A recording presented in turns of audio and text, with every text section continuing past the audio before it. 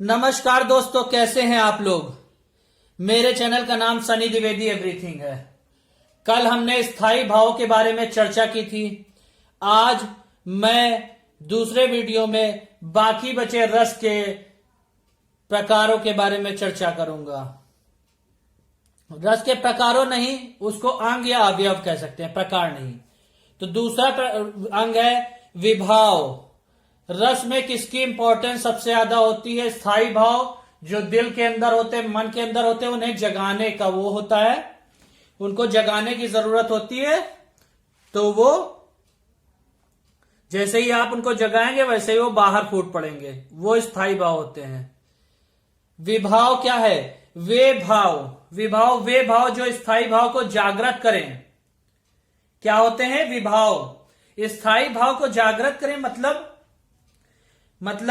स्थायी भाव, जैसे कोई बात ऐसी हो जाए जिससे मुझे दुख हो जाए, मेरे आंसू निकल पड़े, तो क्या चीज है? देखिए, विभाव के प्रकार दो हैं, एक आलंबन है, एक उद्दीपन है।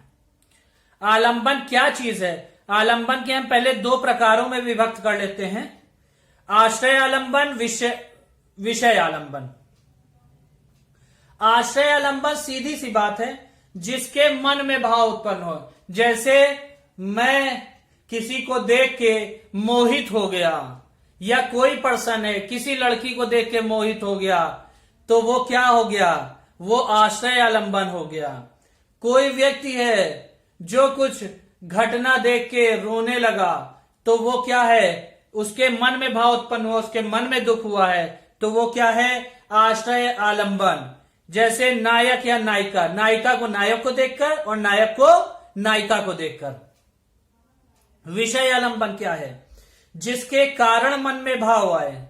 जिसके कारण मतलब ये है कि अगर कोई व्यक्ति किसी सुंदर लड़की को देखा, तो उसके कारण उसके मन में श्रृंगार रस उत्पन्न हो गया। ठीक है, तो उसका क्या मतलब हुआ? उसका मतलब ये हुआ कि उस लड़की को देख के उनके मन में जो भाव उत्पन्न हुआ, रति का, प्रेम का, आकर्षण का, वो जो है वो क्या है? विषय आलंबन। मतलब वो लड़की जिसको देख के भाव उत्पन्न हुए, वो क्या है? नायिका या नायक। नायक को नायिका को देखकर, नायिका को नायक को देख के जो भाव उत्पन्न हुआ है, वो किस में आता है? विषय आलंबन में, जिसको देखकर। अब देखिए, उद्दीपन क्या चीज है? ऐसी स्थिति या परिस्थिति के कारण मन में भाव आए। जैसे देखते हैं लोगों के फिल्मों पे गाने बने होते हैं, चांदनी रात के ऊपर लेके कई गाने बने हैं। तो इसमें क्या उदाहरण दिया? चांदनी रात, कोयल का बोलना, कू कू की आवाज आ रही है, माहौल बन रहा है। सुनसान रात या सुनसान जगह, सुनसान स्थान पे प्रेम का भाव किसी को देख के उत्पन्न होना। ठीक है, सुनसान जगह पे जब आदमी के मन में ये भाव उत्पन्न हो, ऐसा माहौल हो, ठीक है, तो उसको वो उद्दीपन होता है। वो भाव उद्दीप्त करता है, ऐसा माहौल, ऐसा वातावरण। ठीक है, आपको ये बात समझ में आ रही है? चलिए अब आगे चलते हैं। अब उद्दीपन तक आप लोग समझ गए हैं। अब हम लोग देखते हैं, क्या देखते हैं? अनुभव। क्या देखते हैं? अनुभव। अनुभव क्या चीज है भाई? देखिए, चलिए, आश्रय आलंबन। अभी आश्रय आलंबन मैंने पढ़ाया था आपको आगे। आश्रय आलंबन अभी पढ़ाया था कि वे चेष्टाएं, मतलब आश्रय आलंबन मतलब जिस व्यक्ति के मन में भाव उत्पन्न हो रहा है, वो क्या है? आश्रय आलंबन है। आश्रय आलंबन की वे चेष्टाएं, जैसे कोई व्यक्ति किसी को देख के उसके दिल के अंदर कोई भी चेष्टा उत्पन्न हो, वो आश्रय आलंबन हुआ, वो अनुभव हुआ। आश्रय आलंबन की जो चेष्टाएं, प्रतिक्रियाएं करता है किसी को देखकर, वो क्या होती हैं? अनुभव होती हैं। जैसे आपको अभी समझ में आ जाएगा, शर्म से सिर झुकना। किसी लड़की ने किसी लड़के की तरफ देखा और उसको शर्मा के उसने अपना सिर झुका लिया।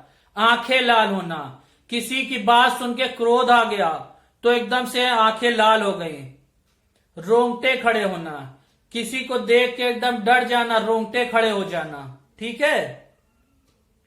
तो वो अनुभाव होता है। क्या होता है? अनुभव होता है, प्रतिक्रियाएं या चेष्टाएं जो की जाती हैं।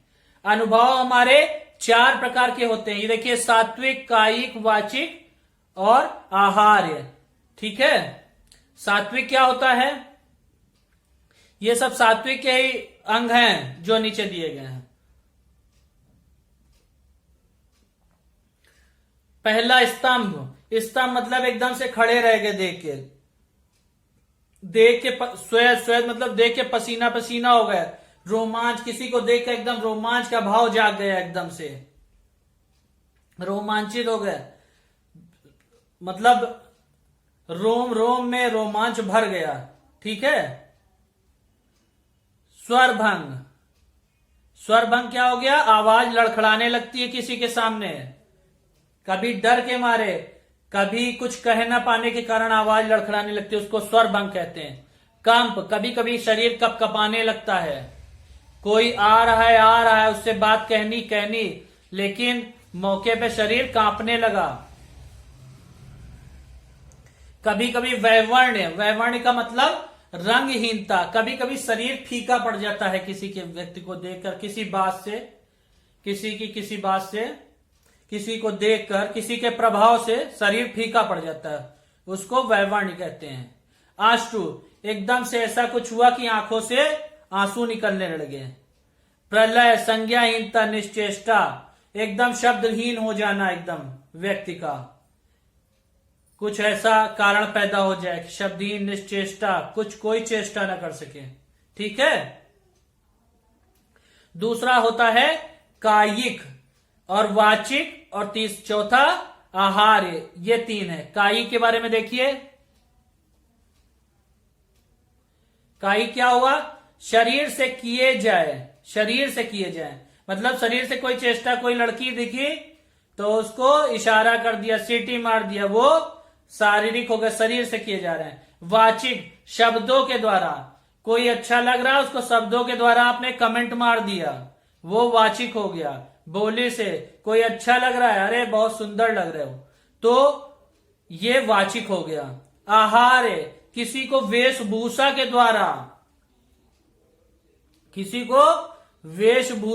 द्वारा, समझाना या बताना, ये क्या हो गया?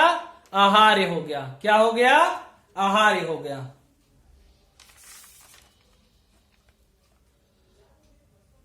अब देख लीजिए आप लोग, अब ये मन में संचरण करने वाले या आने जाने वाले भाव को संचारी भाव कहते हैं। कितने प्रकार के होते हैं? ये देखिए 1 से 33 तक लिखे हुए हैं, 1 से 33 तक लिखे हुए, 33 होते हैं संचारी भाव।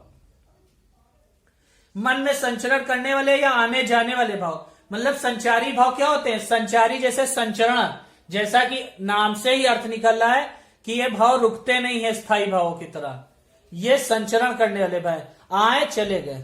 तो ये क्या होता है?